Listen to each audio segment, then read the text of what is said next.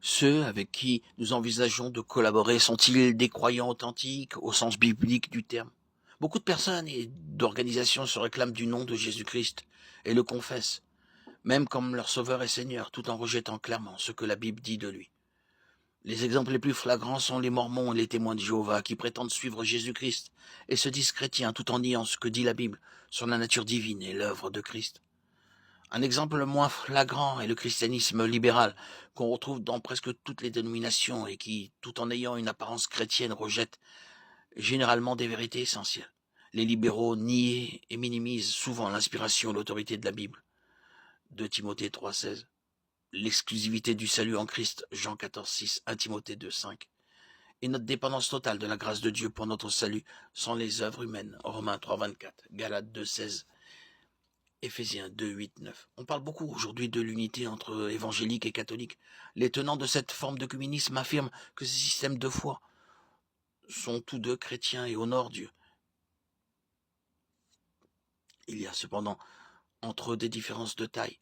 Le catholicisme et le christianisme biblique sont deux religions différentes avec des dogmes et des pratiques différentes concernant le salut.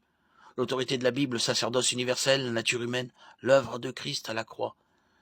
La longue liste de différences irréconciliables entre ce que dit la Bible et la doctrine de l'Église catholique rend toute collaboration impossible. Ceux qui le nient des deux côtés ne sont pas sincères sur ce qu'ils prétendent croire. Un catholique convaincu ne peut accepter ce que croit un évangélique convaincu, et vice-versa.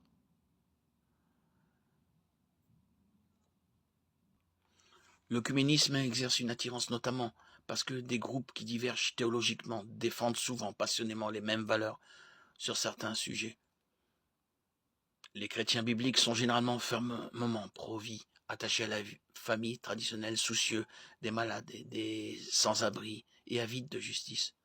D'autres groupes, dont la théologie n'est pas biblique, peuvent partager ces préoccupations sociales, si bien qu'on peut être tenté d'unir ses efforts pour poursuivre une cause commune, ce qui mène à l'objectif final de notre collaboration.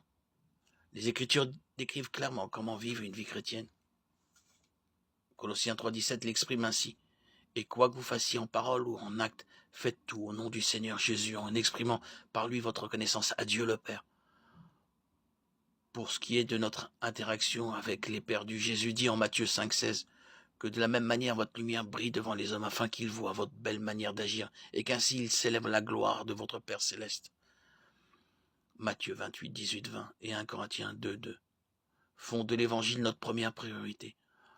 Tout ce que nous faisons doit être pour honorer et glorifier Dieu. Nos bonnes œuvres doivent briller dans un monde perdu qui se meurt et auquel nous devons apporter le message de l'Évangile qui transforme les vies. Témoigner de la mort et de la résurrection de Christ rend gloire à Dieu. Et c'est ce qui devrait motiver nos interactions avec le monde.